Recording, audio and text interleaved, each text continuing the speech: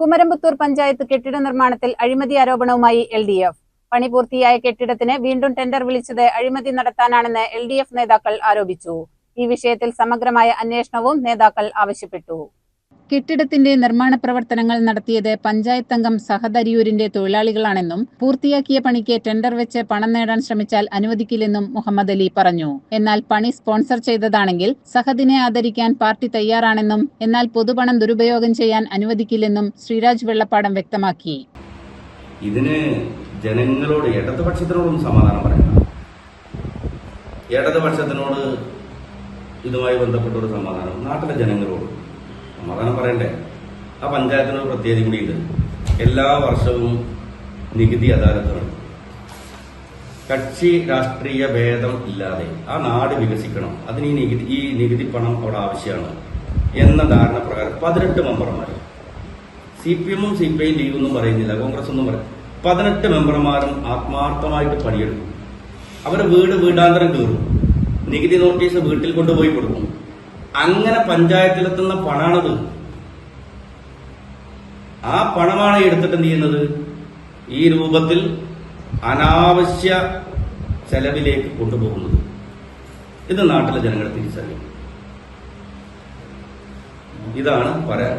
Kumaramputhur LDF ഇപ്പോൾ നടത്തിയത് വലിയൊരു അഴിമതിക്കുള്ള ഒരു സംഗതി ബ്ലോക്ക് ചെയ്യാണ്. ഒരു സാധാരണക്കാരെ അറിയാൻ വേണ്ടി ചോദിക്കുകയാണ്, ഇതിപ്പോ നിങ്ങൾ കണ്ടെത്തിയില്ലായിരുന്നെങ്കിൽ എത്ര ലക്ഷം രൂപ അഴിമതിയൊക്കെ നടന്നിരിക്കുന്നത്? ഈ വെച്ച 20 ലക്ഷം, 20 ഏകദേശം 21.6.5% അവർക്ക് കമ്മീഷൻ കൊടുക്കണം. ഇതിന്റെ GST ഉൾപ്പെടെ ഏകദേശം 21 ലക്ഷം രൂപയുടെ അടുത്ത് പഞ്ചായത്തിന്റെ ഓൺ ഫണ്ടിൽ നിന്ന് നഷ്ടപ്പെടുക. സാധാരണ ജനങ്ങളുടെ പണമാണ്. അതെ, ഏകദേശം നമ്മുടെ പഞ്ചായത്തിന്റെ ഇപ്പോഴത്തെ നിർമ്മാണത്തിന് ഏകദേശം എത്ര രൂപ ചെലവായി? അല്ല, അവർ പത്രസമ്മേളനത്തിൽ പറഞ്ഞത് 2 കോടി രൂപ നടത്തുന്നത് കൃത്യമായിട്ട് എനിക്ക് ഓർമ്മല്ല. ഏതായാലും 1.90 മുകളിൽ അല്ലേ ആണ് ചെലവഴിച്ചിട്ടുള്ളതെന്നാണ് പറഞ്ഞത്. അതില് അഴിമതി ഇത് നടന്നായിട്ട് അല്ല, ഇതൊക്കെ ഈ രൂപത്തിലാണ് ചെയ്തിട്ടില്ലെങ്കിൽ അതെല്ലാം പരിശോധനയ്ക്ക് വിധേയമാക്കേണ്ടത് തന്നെയാണ്. അതിലൊന്നും ഇതുവരെ എന്ത് ചെയ്തിട്ടില്ല. അങ്ങനെ നമുക്ക് പോകാൻ കഴിയില്ല. നാട്ടിലൊരു വികസന പ്രവർത്തനം നടക്കുമ്പോൾ അത് ഏത് ഗവൺമെന്റ് ഭരിക്കുകയാണെങ്കിലും, ഏത് മുന്നണി പഞ്ചായത്താണെങ്കിലും, കേരള ആണെങ്കിലും ഭരിക്കുകയാണെങ്കിലും ഇതൊക്കെ നാട് വികസിക്കണം. ആ നാടിന്റെ വികസനത്തിന് ആവശ്യമായിട്ടുള്ളൊരു പദ്ധതി കൊണ്ടുവരുമ്പോൾ അവിടേക്ക് നമ്മൾ അനാവശ്യമായിട്ടുള്ള ഇടപെടൽ നടത്തുക എന്നുള്ളത് ശരിയല്ലാത്തൊരു സമീപനമാണെന്നുള്ള ധാരണ ജനങ്ങൾ തെറ്റിദ്ധരിക്കും. പക്ഷെ ഇത് ജനങ്ങളോട് പറയാതിരിക്കാൻ വേണ്ടി കഴിയില്ല. അതല്ലെങ്കിൽ ഇന്നിവിടെ നമ്മൾ വന്നിരുന്ന് പറഞ്ഞ കാര്യങ്ങൾ വസ്തുതാ വിരുദ്ധാണ് എന്നവർ പറയണം. അങ്ങനെ ഒരു എസ്റ്റിമേറ്റ് ഞങ്ങൾ സിൽക്കുമായി ബന്ധപ്പെട്ടിട്ടില്ല. 19-ാം തീയതി ടെൻഡർ നടക്കാൻ പോകുന്നില്ല. 20 ലക്ഷം രൂപ ഞങ്ങൾ അങ്ങനെ വെച്ചിട്ടില്ല. അങ്ങനെ ഒരു ഏജന്റ് വർക്കില്ല എന്ന് നാളെ ഭരണസമിതി പറയോ? പ്രതിപക്ഷ നേതാവിനെ പഞ്ചായത്തിൽ കൊണ്ടുവന്ന് അപമാനിച്ചുവെന്നും റോഡിലൂടെ നടന്നു വന്നവൻ പഞ്ചായത്ത് ഓഫീസ് പണിതു എന്ന രീതിയിലാണ് കാര്യങ്ങൾ നടക്കുന്നതെന്നും LDF ആരോപിച്ചു. കൊടുക്കുന്ന കൊട്ടേഷൻ ഏറ്റവും കുറവാണ് അവരെ കോട്ട് ചെയ്തിട്ടാണ് ടെൻഡർ കൊടുക്കുക. പക്ഷെ ഇവര് ഈ പറഞ്ഞ പരിമിതമായ എണ്ണം കരാറുകാർ അവർ തീരുമാനിക്കും ആർക്ക് ഏതൊക്കെ വർക്ക്, എന്നിട്ട് വീതം വെച്ചെടുക്കുന്ന രീതിയാണ് 1. 2, ഇതിലൊരു കരാറുകാരൻ മാത്രം തീരുമാനിച്ചാൽ ഒരു അഴിമതി നടക്കില്ല. കാരണം ഇവിടെ നിങ്ങൾ പറഞ്ഞ പോലെ ഉദ്യോഗസ്ഥർ വന്നു നോക്കിയിട്ട് അവിടെ ഇപ്പോ സെപ്റ്റിക് ടാങ്കിന് ഇത്ര, അല്ലെങ്കിൽ മഴക്കുഴിക്ക് ഇത്ര, വേസ്റ്റ് കുഴിക്ക് ഇത്ര അതൊക്കെ പറഞ്ഞ് അവർ ചെല്ലുമ്പോൾ ഇതൊക്കെ പൂർത്തീകരിച്ച് കാണുകയാണല്ലോ. അപ്പോൾ ഉദ്യോഗസ്ഥർ സ്വാഭാവികമായിട്ട് ചോദിക്കും. അങ്ങനെ കരാറുകാരനോ ഭരണസമിതിയോ മാത്രം വിചാരിച്ചാൽ അഴിമതി നടക്കില്ല.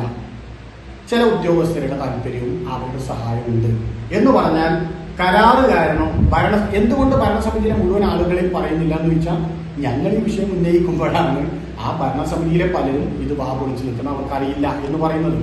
അത് ആരൊക്കെ എന്നുള്ളത് വരും ദിവസം ഇത് പ്രതികരിക്കുമല്ലോ. സ്വാഭാവികമായിട്ട് ഇതിനൊരു പ്രതികരണം ഉണ്ടാകും. മുഴുവൻ കാര്യങ്ങളും ഞങ്ങളിപ്പോൾ പറയുമ്പോൾ അതിന് സസ്പെൻസ് പോകും. ഇത് ഇങ്ങനെ ഒരു പത്രസമ്മേളനത്തിൽ മാത്രം അവസാനിപ്പിക്കാനല്ല പാർട്ടി മുന്നണി തീരുമാനിച്ചിട്ടുള്ളത്. ഇങ്ങനെ ഒരു സംഭവം നടന്നിട്ടുണ്ട് എന്ന ആദ്യഘട്ടത്തിൽ ഇതിന് രാഷ്ട്രീയമായി പുറത്തു കൊണ്ടുവരിക എന്ന ലക്ഷ്യത്തോടുകൂടിയാണ് പത്രസമ്മേളനം. ഉദ്ഘാടനം പൂർത്തിയായിട്ടും പുതിയ ടെൻഡർ വിളിച്ചതുമായി ബന്ധപ്പെട്ട രേഖകളും LDF നേതാക്കൾ വാർത്താ സമ്മേളനത്തിൽ മാധ്യമങ്ങൾക്ക് കൈമാറി. ഈ വിഷയത്തിൽ സമഗ്രമായ അന്വേഷണം വേണമെന്നും പഞ്ചായത്ത് ഭരണസമിതി നിലപാട് വ്യക്തമാക്കണമെന്നും LDF പഞ്ചായത്ത് കമ്മിറ്റി ആവശ്യപ്പെട്ടു.